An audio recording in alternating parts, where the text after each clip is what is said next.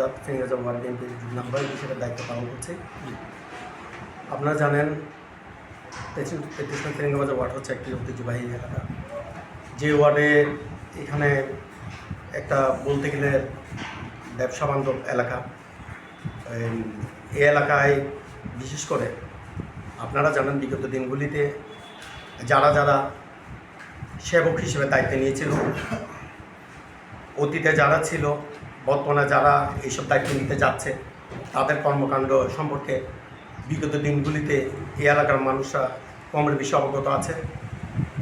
আমি যদ্দূর দেখেছি, আমরা যারা রাজনীতি করি, সমাজের একজন কর্মী হিসেবে, রাজনীতি কর্মী হিসেবে আমরা জানি আলহাজ জাকির হোসেন ভাই যখন ফিরিঙ্গাবাজার ওয়ার্ডে কোতোয়ালির দায়িত্ব নিয়েছিল, এর আগে যিনি রাজনৈতিক নেতা হিসেবে আমাদের মাঝে যিনি আছেন, তিনি বিগত 17টি বছর শুধু নয়, এর আগে থেকে আপনার বিএনপির দায়িত্ব নেওয়ার পর থেকে এই এলাকার মানুষের সুখে দুঃখে পাশে ছিল।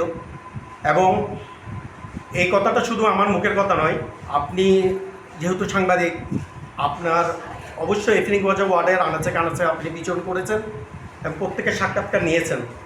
আশা করি সবার কাছ থেকে যেসব মন্তব্য আপনি পেয়েছেন, সেই হিসেবে আমিও একটু যোগ করতে চাই।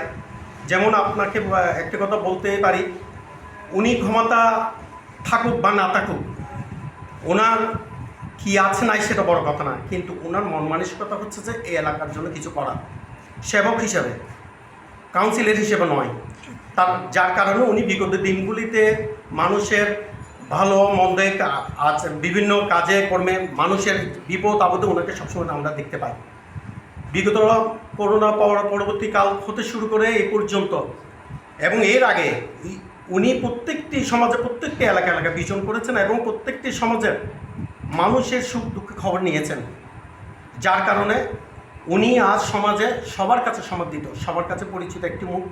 আমাদের রাজনৈতিক দিক দিয়ে বলেন, সামাজিক দিক দিয়ে বলেন, সবার কাছে উনি আজকে আমরাও চাই উনি যাতে একটা দায়িত্ব, যেহেতু উনি একজন মানুষ কোনো কিছু কাজ করতে গেলে তার একটা সামাজিক দায়বদ্ধতা একটা আলাদা ব্যাপার, কিন্তু আরেকটা হচ্ছে যে আপনার রাষ্ট্রীয়গত যদি একটা দায়িত্ব পায় তাহলে তার কাজটা দ্বিগুণ হয়।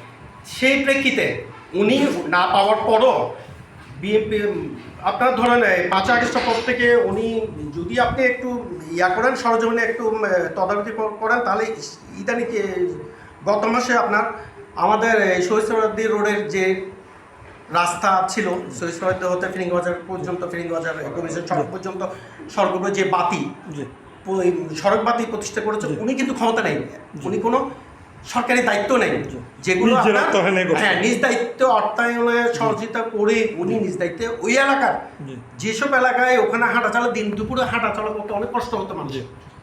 ইভেন ওখানে কিশোর গ্যাংয়ের আড্ডা ছিল এবং প্লাস ওখানে বিভিন্ন রকমের কর্ম হতো, ইফটিজিং হতে, চাঁদাবাজি হতে শুরু করে।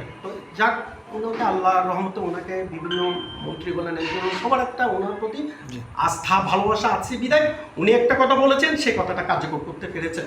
আমরা চাই সে ব্যক্তি, যে ব্যক্তি আমাদের কথা কাজে। একজন কাউন্সিলের কাছে আমরা যাবো কেন? কাউন্সিলের কাছে যাবো যে অন্ততপক্ষে ওনার কাছ থেকে আমরা আন্তরিকতা ভালোবাসার জন্য। ওনাকে আমরা ফোন করলে পাচ্ছি, জাকির ভাই আসেন, আপনি চলে আসতেছেন, জাকির ভাই কোথায় আছেন, যাচ্ছি তো। উনি ওইরকম মানুষ না যে না ওনাকে আমাকে নত হয়ে যেতে হবে, ওনাকে ওর জন্য একজন পিএইচডি করতে হবে, সেক্রেটারির সাথে যোগাযোগ করে, না উনি ওইরকম মানুষ, সাদা ওনাকে সবসময় পাবে, ওনাকে সবসময় পাওয়া, যে কোনো কেউ পাবে, যে কোনো কাজে করবে ওনাকে, মানে সে বড় লোক বা